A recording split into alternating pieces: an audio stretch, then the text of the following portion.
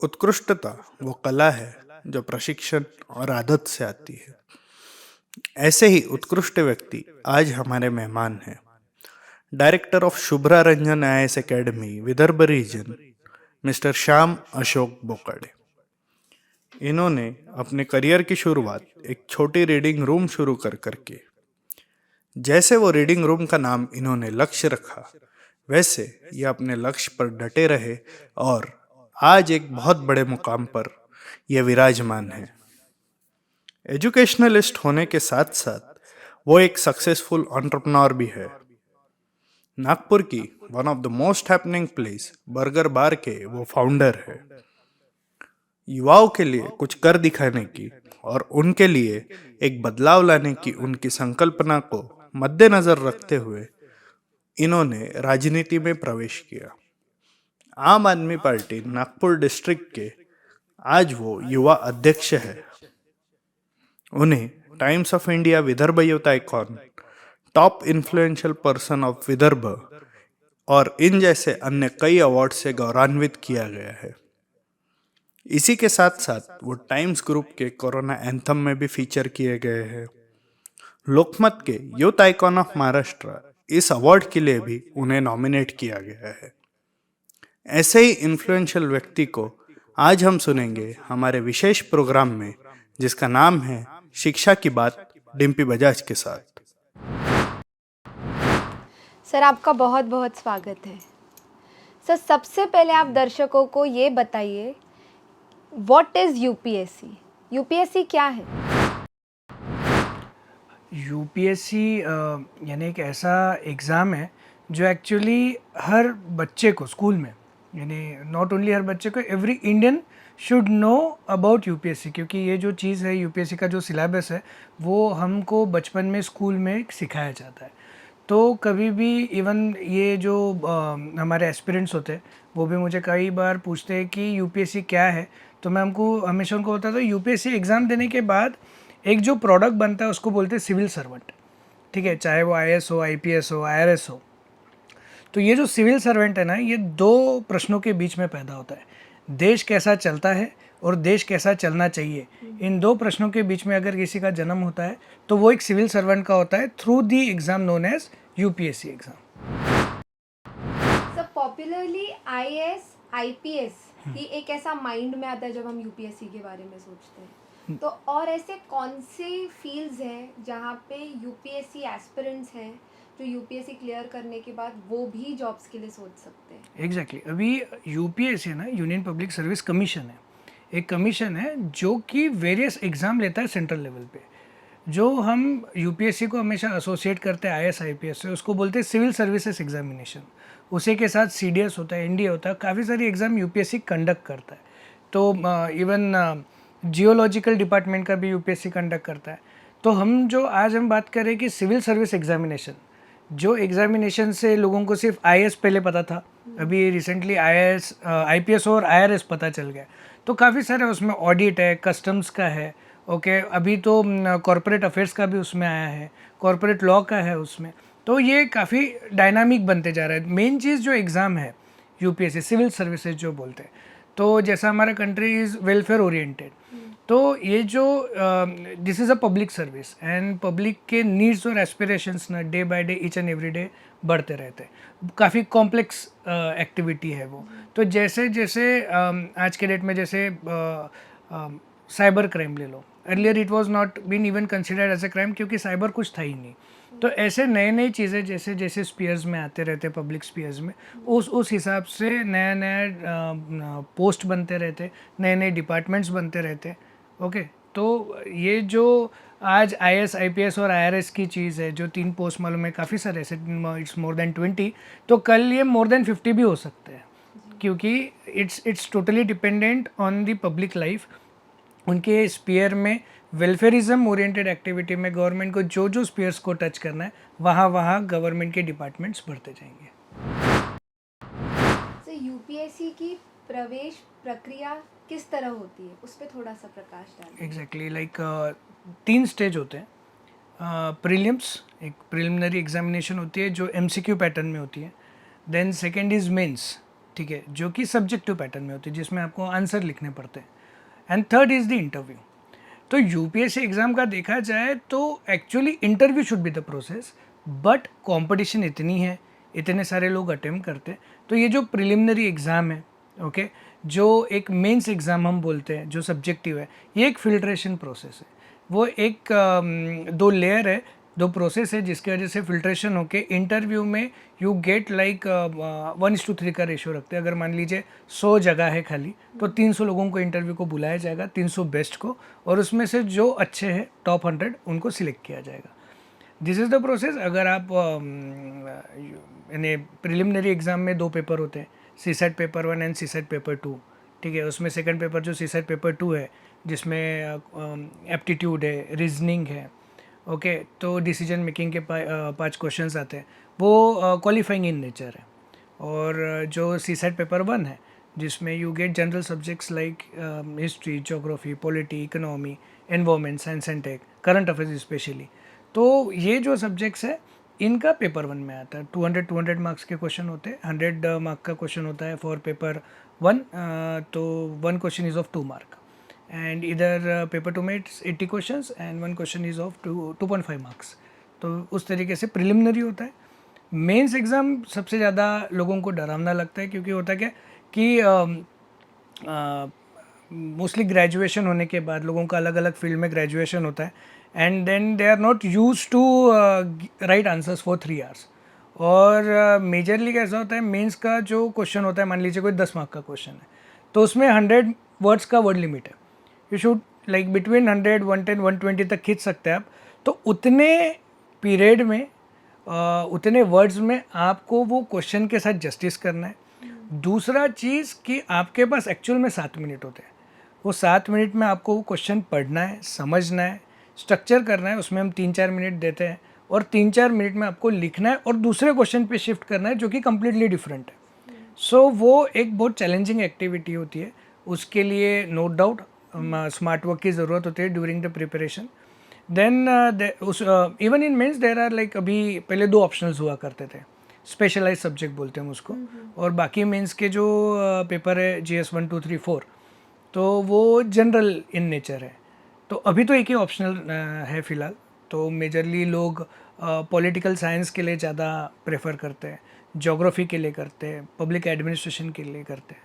जिस एकेडमी से मैं एसोसिएटेड हुआ और जो विदर्भ रीजन का मेरे पास दिया है जिम्मेदारी, वो we are like pan India famous for our optional. Shubhra Ranjan ma'am सिखाते हैं वो पॉलिटिकल साइंस, यानी जितने भी टॉपर्स हैं पॉलिटिकल साइंस के पैन इंडिया के, वो हमारे इंस्टीट्यूट से ही आते हैं। हाँ, और मदर टंग का भी कुछ ऐसा रहता है ना, कि जैसे मैंने सुना है सिंधी।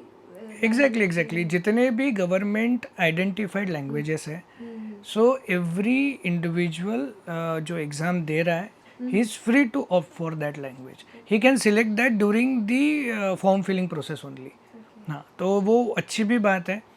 वी सपोर्ट जो जैसे जो भी अपने रीजनल लैंग्वेज में पेपर देना चाहता है, वो एक बहुत अच्छी बात है, ठीक है। गवर्नमेंट के भी नज़र में बहुत अच्छा है, क्योंकि वो आज भी अपने भाषा से कनेक्टेड है।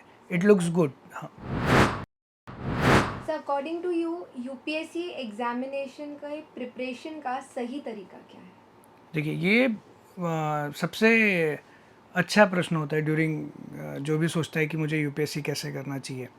ये जो एग्ज़ाम है यूपीएससी, ये दुनिया का सबसे ईजीएस्ट एग्ज़ाम है, लेकिन इसको सबसे हार्डेस्ट वे में प्रिपेयर किया जाता है।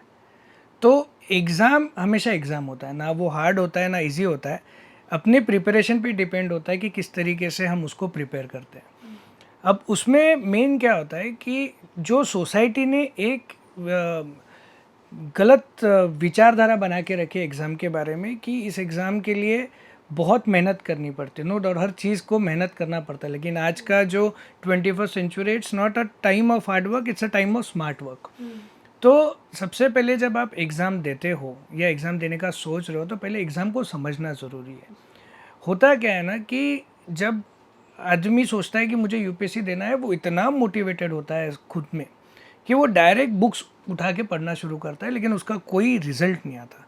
सबसे पहले तो ये एग्ज़ाम जो है इसके क्वेश्चन पेपर्स अवेलेबल है प्रीवियस ईयर्स के, पहले तो आपने वो देखना चाहिए। यानी अगर मान लो यूपीएससी को 2 मिनट मानते कि वो सबसे ताकतवर दुश्मन है आपका और आपको उस पर मात गिरानी है, तो पहले तो दुश्मन के बारे में नॉलेज इन्फॉर्मेशन होना बहुत ज़रूरी है और वो बहुत फ्रीली अवेलेबल है। Previous year question paper UPSC के वेबसाइट पे अवेलेबल है। आपको सबसे पहले वो पैटर्न देखना चाहिए कि 1990 से तो आज 2020, 21, 22 में किस तरीके से पैटर्न चेंज हो रहा है, किस तरीके से एक ज़माने में क्वेश्चन स्टैटिक हुआ करते थे, आज वही क्वेश्चंस डायनामिक हो गए, कंसेप्चुअल हो गए।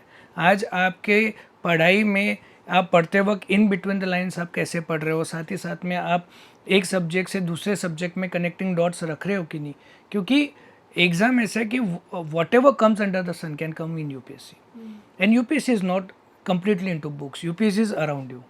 कि यार आपको दिखना चाहिए कि फॉर एग्जांपल इफ़ रास्ते पे अगर आपको कहीं पे भी गार्बेज दिख रहा है तो यू शुड स्ट्रांगली कनेक्ट कि यहाँ के जो पब्लिक है they are not that much of एक बोलते ना कि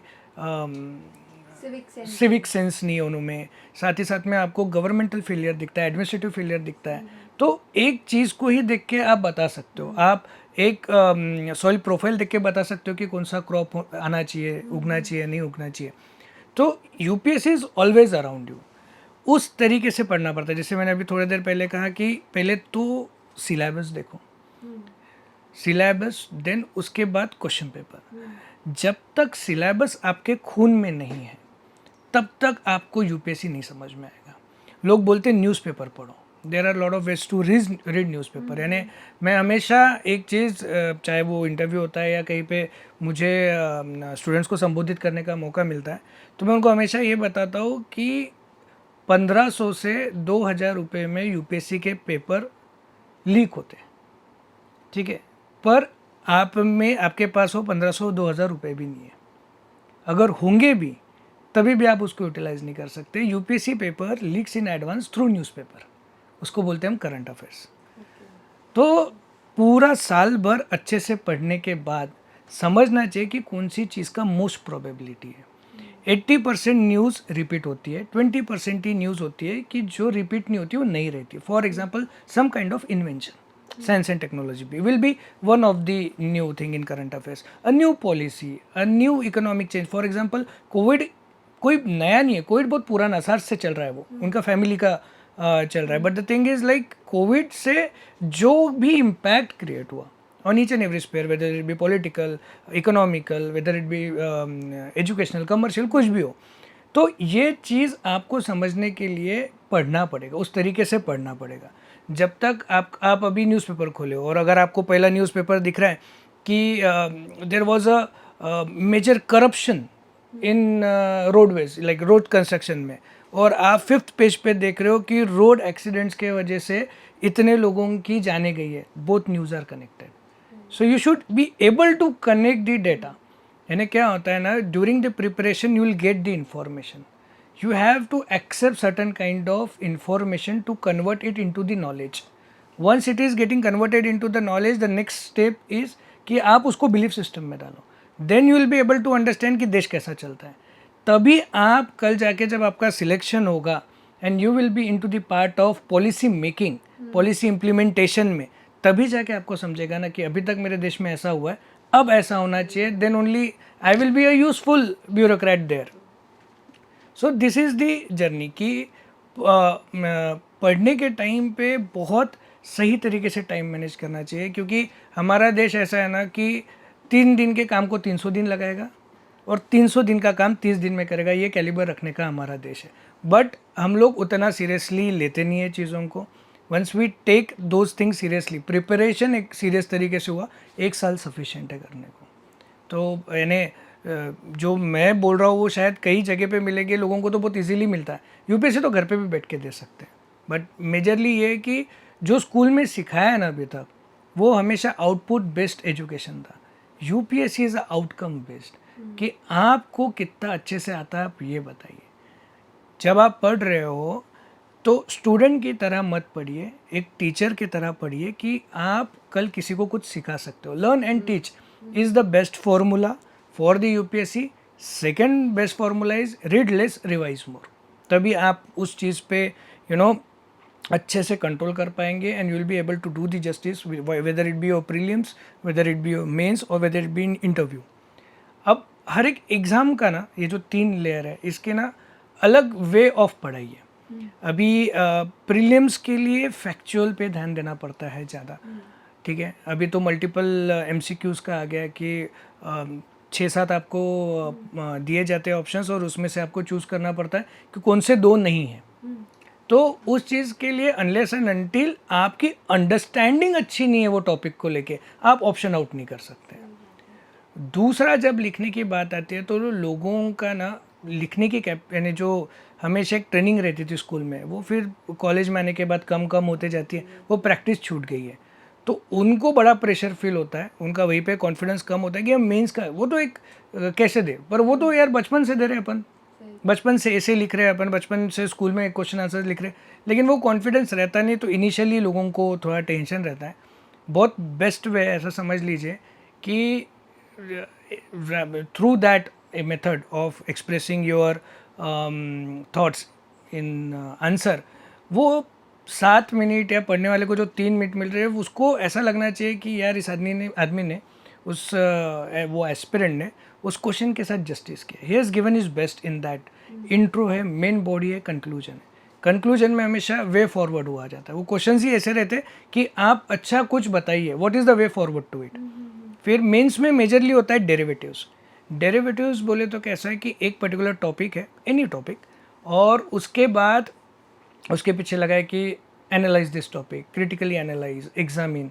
तो हर एक डेरिवेटिव का ना एक वे है बताने का।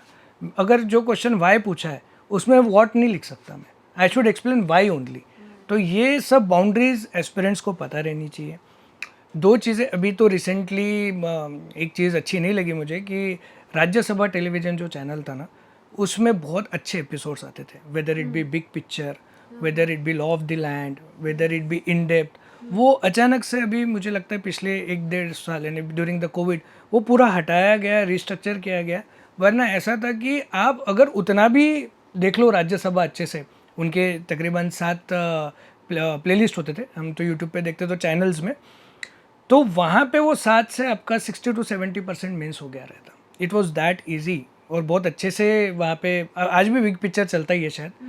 तो वो अभी बंद हो गया तो थोड़ा बहुत ये है टेंशन, बट नहीं तो उससे काफ़ी अच्छे से मेंस का आप लिख सकते थे, क्योंकि वो जब वो प्रोग्राम शुरू होता था ऑफ 30 मिनट्स, वो शुरू वैसा होता था कि एक इंट्रो दे रहे, फिर मेन बॉडी का मैटर बता रहे और at the end way forward बता रहे, कंक्लूजन। तो it was very easy for aspirants to understand their nation very in a very normal naive way. वो बहुत अच्छा चैनल था, बट अभी भी उसके बिना भी आप ये कर सकते हो। तो न्यूज़पेपर्स पढ़ो, देन योजना है, कुरुक्षेत्र है, बुक्स भी पढ़ रहे हो। आपने प्रीलिम्स के बारे में बताया, मेंस के बारे में बताया, and what about the third stage interview? Third stage interview में मैं हमेशा मेरे स्टूडेंट्स को प्रिपरेशन के टाइम पे बताता हूँ, क्या है ना, ये सब इंटरकनेक्टेड है। अभी जब चाहे आप प्रीलिम्स का पढ़ रहे हो, चाहे आप मेंस का पढ़ रहे हो, तो there is a way to you know prepare for interview also. Interview में कैसा है, इंटरव्यू में it's all about yourself, the way you are presenting yourself in front of others.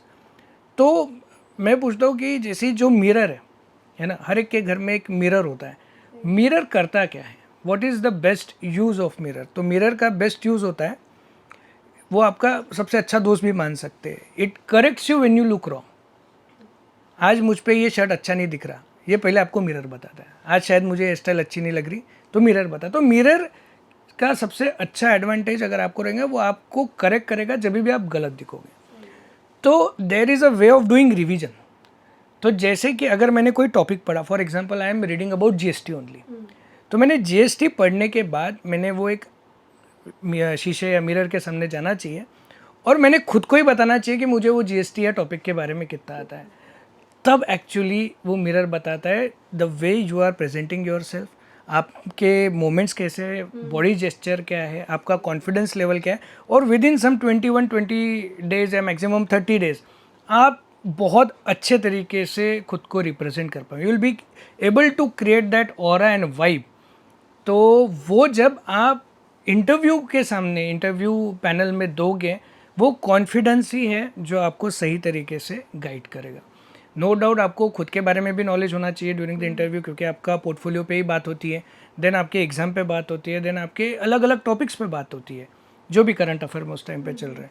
तो ये तभी पॉसिबल है when you are able to understand, यानी जो भी पढ़ रहे हैं हम लोग उसको इस तरीके से पढ़े कि हम किसी को पढ़ा सके, तब आप वो इंटरव्यू में खुद को जस्टिस दे पाओगे and no doubt will be selected. आज मैक्सिमम पार्टिसिपेशन जो यूपीएससी में होता है वो उत्तर प्रदेश या बिहार से होता है। महाराष्ट्रियन पीपल जनरली बहुत ज़्यादा सर्विस ओरिएंटेड माइंड के होते हैं। स्टिल महाराष्ट्र में इतना उसका क्रेज़ नहीं है, जबकि महाराष्ट्र में एजुकेशन बहुत अच्छे हाई लेवल पे है। स्टिल हम यहाँ पर क्यों इतने ज़्यादा यूपीएससी के एस्पिरेंट्स नहीं देखते हैं? नहीं, मेजरली कैसा है कि ये यूपीएससी ना, इसका सेंटर है दिल्ली।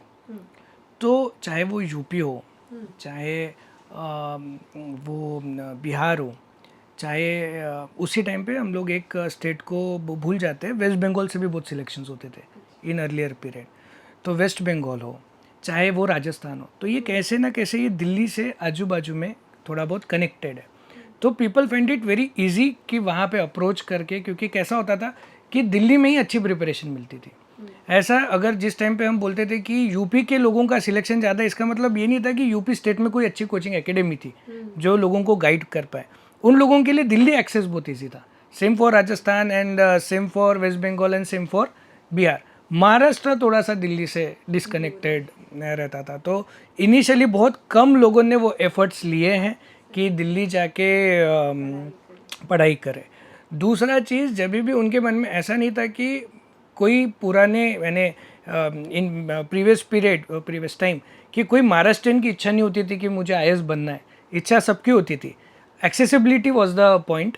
दूसरा, जब उनको पता चलता था कि चलो ये नहीं पर मेरे पास एक एमपीएससी एग्ज़ाम है, तो एमपीएससी के लिए बहुत अच्छे से प्रिपेयर किया जाता था। आज भी जो महाराष्ट्र में है, ऐसा कोई एक डिस्ट्रिक्ट नहीं है जो कि हम बोल सकते हैं यूपीएससी के लिए ओरिएंटेड है।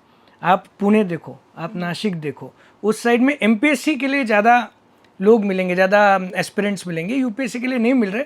लेकिन महाराष्ट्र से सिलेक्शंस बढ़ते जा रहे हैं, उसमें विदर्भ अच्छा परफॉर्म कर रहा है। वाई कि मैंने क्यों विदर्भ रीजन के लिए सोचा है, it's my dream that in coming 10-15 years मैं यहाँ तक 11 डिस्ट्रिक्ट्स तक ये चीज़, this way of quality guidance for UPSC ये अच्छे तरीके से अवेलेबल करूँ, पेनिट्रेट करूँ, ताकि विदर्भ रीजन से ज़्यादा बच्चे सिलेक्ट हो और अपने दिल्ली से लेने सेंट्रल गवर्नमेंट में उनका रिप्रेजेंटेशन बढ़े। तो वो मेरी एक इच्छा है जो मैं चाहता हूँ कि 10-15 साल में मैं पहले उसको कंप्लीट करूँ। सर, महाराष्ट्र में पेरेंट्स हमेशा सोचते हैं कि बच्चा डॉक्टर बने, इंजीनियर बने, उनका फर्स्ट चॉइस वो होता है। और यूपीएससी एस्पिरेंट्स जैसे आप चाहते हैं कि आउटशाइन करे विदर्भ से आने वाले 10-15 साल में maximum. On the other side जो गवर्नमेंट है वो प्राइवेटाइजेशन को बढ़ावा दे रही है, तो आप इस पूरी सिचुएशन को कैसे देखते हैं? देखिए, सबसे पहले we are a democratic nation और जो we have a constitution also, और कॉन्स्टिट्यूशन का जो एक पर्टिकुलर ये है आइडियल्स है, इट इज़ वेलफेयर ओरिएंटेड। हमें सिर्फ पब्लिक वेलफेयर के तरफ गवर्नमेंट काम करेगी, ऐसा हमारा संविधान बोलता है। तो संविधान जो है, कॉन्स्टिट्यूशन क्या करता है, दो लोगों को हमेशा चेक में रखता है। एक है कि गवर्नमेंट अपने पावर ओवर एक्सरसाइज ना करे, और ये जो पब्लिक है ये यानी इरेशनल बिहेव ना करे। इन दोनों के बीच में ये संविधान ने नाता जोड़ा है।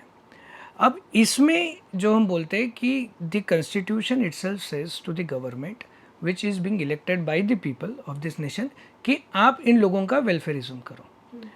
उसमें क्या होता है, जब सब जगह पे गवर्नमेंट ही गवर्नमेंट होती है ना, तो वहाँ पे मोनोपोली आती है। जब भी पब्लिक इंस्टीट्यूशंस की मोनोपोली आती है तो वहाँ पे करप्शन होता है। फिर गवर्नमेंट को ऐसा लगता है कि करप्शन हो रहा है, पब्लिक इंस्टीट्यूशंस की मोनोपोली है, रिस्ट्रक्चरिंग की ज़रूरत है। तो ऐसे टाइम पे गवर्नमेंट एक स्टेप लेती है of known as privatization. For example, जब वो चीज़ों को प्राइवेटाइज करती है, अब क्या है ना, ये जो प्राइवेट इंडस्ट्री है ये पब्लिक वेलफेयर में बिलीव नहीं करती, ये प्रॉफिट मेकिंग में बिलीव करती है। तो ये क्या होता है ना, जब इनका मोनोपोली आता है तो पब्लिक का एक्सप्लॉयटेशन शुरू होता है, then again government comes into the role, फिर वो वापस से जैसे अपन बोलते हैं चार्ज लेती है। हाँ, तो then the subjects of private which were being liberalized in the earlier phase, वो गवर्नमेंट अपने इसमें वापस ले लेती है। तो ये साइकिल ही है, तो ये चलते ही रहने वाला है। तो आज के डेट में नो डाउट बहुत जगह पे गवर्नमेंट प्राइवेटाइज कर रहा है, क्योंकि government is not able to strengthen their institutions. काफ़ी सारे लूप होल्स है, रिस्ट्रक्चर करने की ज़रूरत है। तो यार अभी वो ऐसी बात हो गई कि मेरे ये पाँव में कुछ खराबी है तो मुझे इसको सुधारना नहीं, मेरे को काट के फेंक देना है।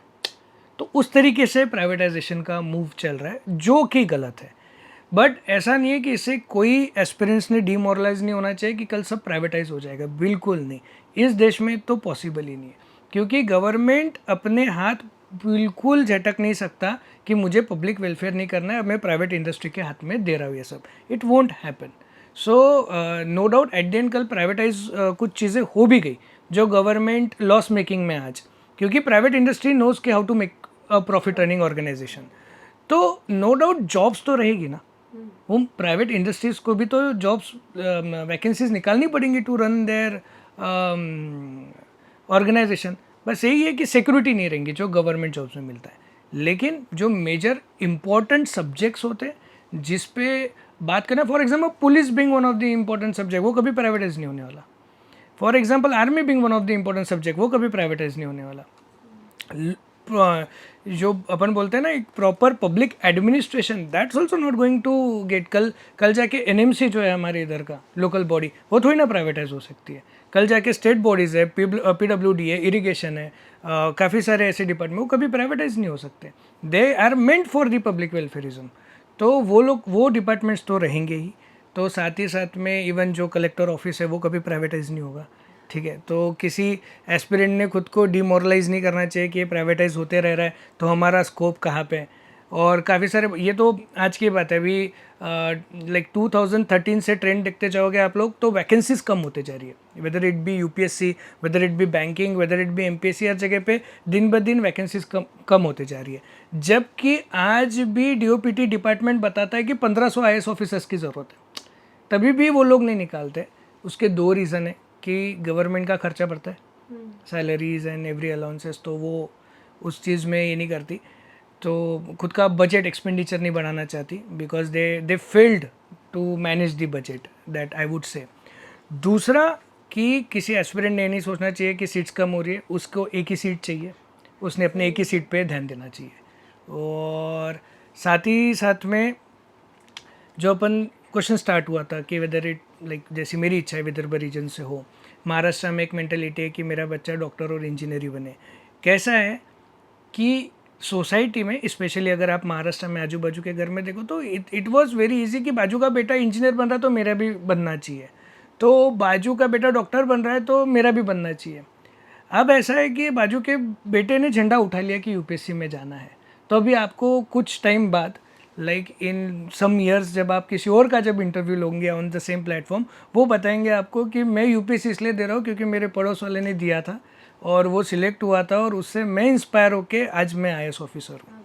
तो ये तो ज़रूर होगा, क्योंकि अब यानी देखा जाए तो जिस हिसाब से आज की प्रेजेंट जनरेशन है, they are wise enough to a point to understand कि उनको क्या क्या करना है। काफ़ी सारे उन्होंने कोर्सेज खुद होके एक्सप्लोर किए, ठीक है। आज वो बच्चे पेरेंट्स को बताते हैं कि मेरी ये करने की इच्छा है, और धीरे धीरे पेरेंट्स भी काफ़ी लिबरल हो चुके हैं कि अभी आप शायद करो आपको जो अच्छा लगता है। हमारे टाइम पे बहुत रेजिस्टेंस था, तो अब नहीं है वो रेजिस्टेंस। आई कैन सी, मेरी बहन 9 साल छोटी है, तो उसके वे ऑफ डिसीजन मेकिंग में ऑफ करियर और मेरे में फ़र्क है। तो उसको जो फैमिली से आज सपोर्ट है, तब मुझे नहीं था। ऐसा नहीं है कि आई वॉज, वो मुझे करियर के लिए गलत गाइड कर रहे थे, वो उनके हिसाब से they were guiding me best, but the thing is like they had limited knowledge that period of time. आज उनका नॉलेज बढ़ चुका है, जैसे जैसे साल बढ़े, एक्सपीरियंस बढ़ा उनका, तो उनका आज नॉलेज बेस ज़्यादा है regarding options and taking career decisions. तो उस तरीके से एक लिबरलाइज्ड सोसाइटी में ज़्यादा ऑप्शंस दिखते हैं। आज सिविल सर्विसेज में लैटरल एंट्री होना स्टार्ट हो गई है, so how do you see it? ये एक डिबेट है, जनरलिस्ट वर्सेस स्पेशलिस्ट वाला डिबेट।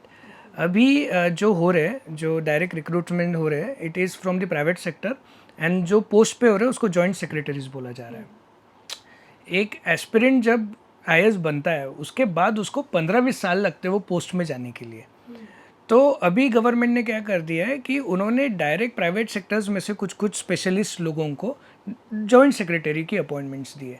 उनका उसके ऊपर आर्ग्यूमेंट ये है गवर्नमेंट का कि हमें कुछ स्पेशल स्किल्स चाहिए जो हमको प्रेजेंट वे ऑफ पैटर्न, जिस अपन ने 3 पैटर्न पे बात की यूपीएससी के, हमने प्रिपरेशन पे बात की, तो वो उन लोगों पे उतना भरोसा नहीं है कि उन लोगों के पास वो स्किल सेट है जो मुझे रेडीमेड प्राइवेट सेक्टर से एक स्किल सेट मिल रहा है जिनको मैं जॉइंट सेक्रेटरी पे रखूँ।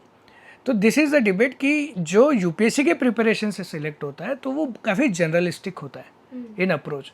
ही knows something of everything and what is specialized he knows everything of something, है ना, वो एक स्पेशलाइज्ड होता है। तो उस तरीके से इन्होंने लैटरल एंट्री में डाला है। जो आर्ग्यूमेंट वो दे रहे हैं वो मुझे उतना मोटिवेटेड नहीं लगा, क्योंकि कैसा है कि you already have a permanent structure. देखो कैसा है ना, एक आदमी जब सिलेक्ट होता है ना तो उसका एक और पीरियड ऑफ टाइम का सर्विस होता है। तो we consider this bureaucratic system as a permanent structure.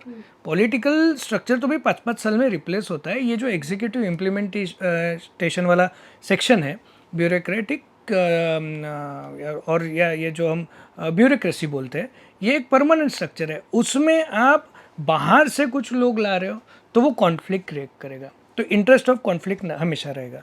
जैसे मैंने इंटरव्यू में पहले भी कहा है कि 2 आइडियोलॉजी पे चीज़ चलती है। जब हम पब्लिक सेक्टर के बारे में बात करते हैं तो it is welfarism in nature, और जब हम प्राइवेट सेक्टर की बात करते हैं तो it is profit making in nature.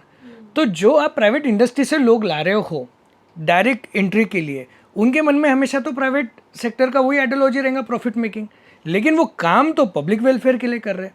तो ये भी काम वो कितने अच्छे से कर सकते हैं, तो उसमें भी एक डाउट आता है। साथ ही साथ में जैसे मैंने इंटरव्यू में कुछ टाइम पहले ये भी कहा था कि डीओपीटी ने कहा कि 1500 तो मिनिमम ऑफिसर्स की रिक्रूटमेंट होनी चाहिए, वैकेंसी है, गवर्नमेंट नहीं कर रही। अब वो भी नहीं कर रहे हैं एंड आप वो लैटरल एंट्री दिखा रहे हैं। तो ये कहीं ना कहीं एक डाउट क्रिएट करता है कि जो फिर सेंट्रल गवर्नमेंट के क्लोज्ड होंगे। मान लीजिए कल ही मैं प्रधानमंत्री बनता हूँ एंड मेरा कोई batchmate is done some MBA and वो कहीं ना कहीं कोई कंपनी का सीईओ, तो मैं तो उनको जॉइंट सेक्रेटरी बना लूँ, है ना। और साथ ही साथ में जो इंसान मेहनत करके ऊपर आ रहा है तो उसको तो वो तो डिमोरलाइज हो जाएगा कि मैंने लाइफ का एक सबसे इम्पोर्टेंट चीज़ जो होती है जिसको हम टाइम बोलते हैं, मैंने वो एग्ज़ाम में इन्वेस्ट की, इवन मैं सिलेक्ट हो गया, उसके बाद मैं मेरे फैमिली का सेक्रीफाइस करके मैं फिर भी जॉब में इन्वेस्ट कर रहा हूँ। I am my doing best for the public and मुझे अचानक से पता चलता है कि I should be at the position of joint secretary after 15 years, but someone random person close to central government direct आ गया है joint secretary based on known कि उसका स्किल सेट मेरे से अच्छा है। Rather than government should focus more on the training models of bureaucracy कि यार आपको स्किल सेट चाहिए ना, आपको पता है ना कि ये स्किल सेट रिक्वायर्ड है for the better working of the administration, तो वो आपके रनिंग जो आपके पास है ऑर्गेनाइजेशन के टूल्स, फॉर एग्जांपल ब्यूरोक्रेसी, कोई आईएएस हो, आईपीएस हो, आरएस हो, उनको आप स्किल सेट बढ़ाओ ना उनके, रादर दैन उनको डिमोटिवेट क्यों कर रहे हो किसी और को लैटरल एंट्री देके। तो ये इस तरीके का आर्ग्यूमेंट है। मैं वैसे बोला it's a debate between generalist and specialist. I would any time से कि यूपीएससी ने जो पहले से लेके चल रहे हैं कि एक जर्नलिस्ट वे ऑफ अप्रोच वाले इंसान हमें सिविल सर्वेंट चाहिए, वैसे रहने चाहिए।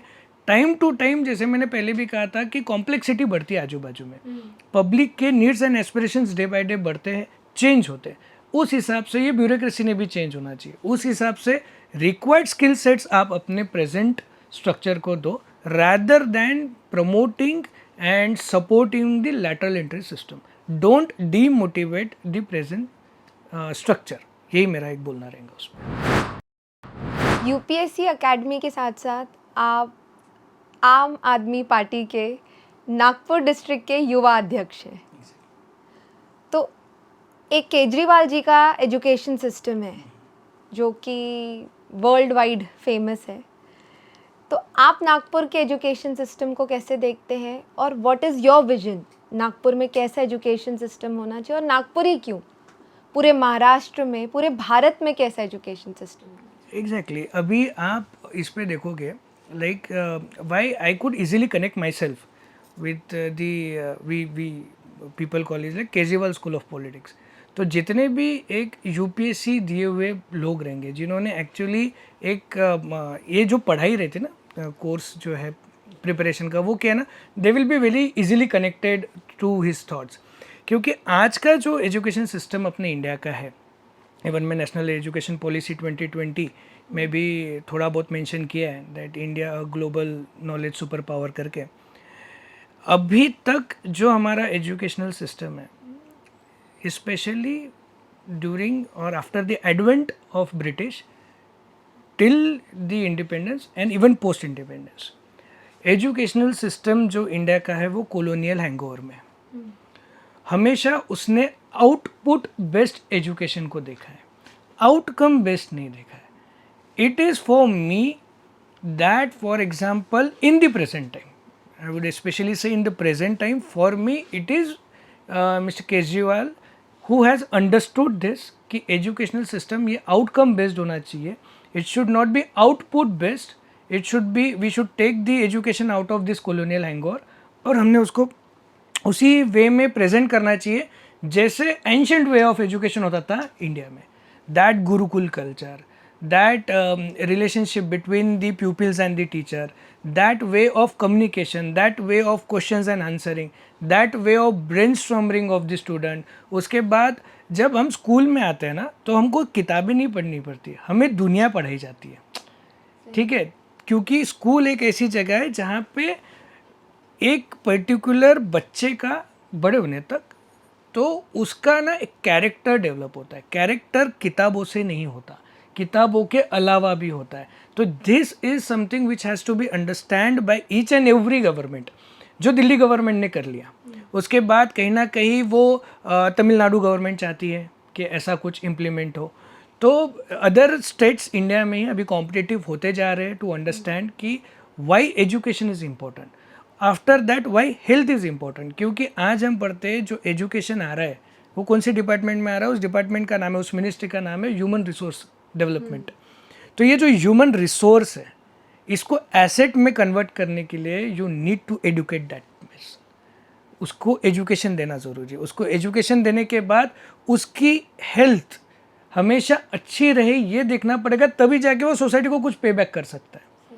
सो these are the two tools जिसके पीछे बहुत अच्छे तरीके से हमारी पार्टी देख रही है, and on that basis we are running a vision, we are running a campaign, we are having a vision sorry and running a campaign known as make India number 1। तो उसी पे हम लगे।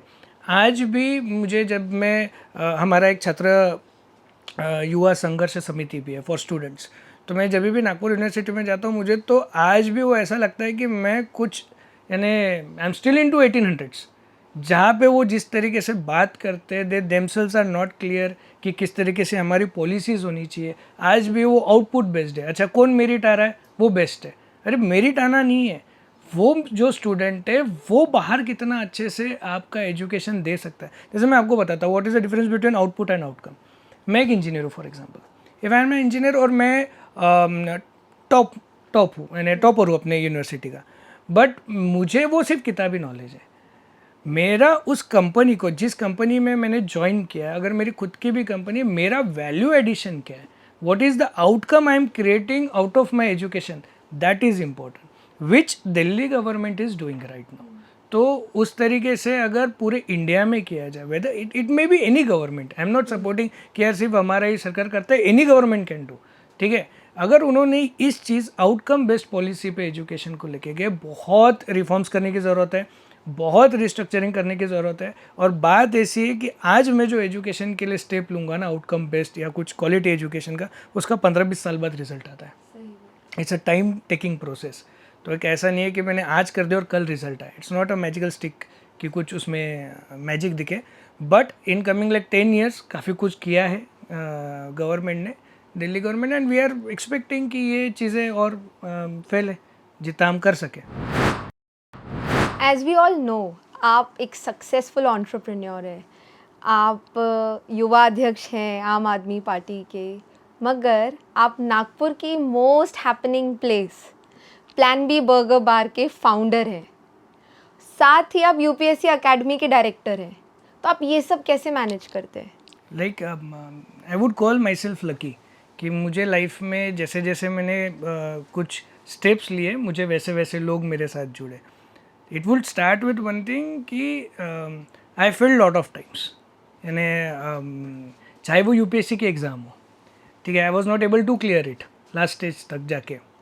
तो फिर when I started with the academy, ठीक है, तो आज जो है that I am associated with the top brand of India. But earlier like before being associated I have to create my name. तो मैंने एक अपने एकेडमी से शुरू किया था. तो आई ऑलवेज से कि यार बहुत फेलियर्स के बाद वो लोगों ने तो वो बोलते ना कि फेलियर्स की सीढ़ी है, मेरे लिए तो वो हिल था, पर वो चढ़ने के बाद उगता सूरज देखने का समय मिल रहा है अभी. तो I am blessed for that.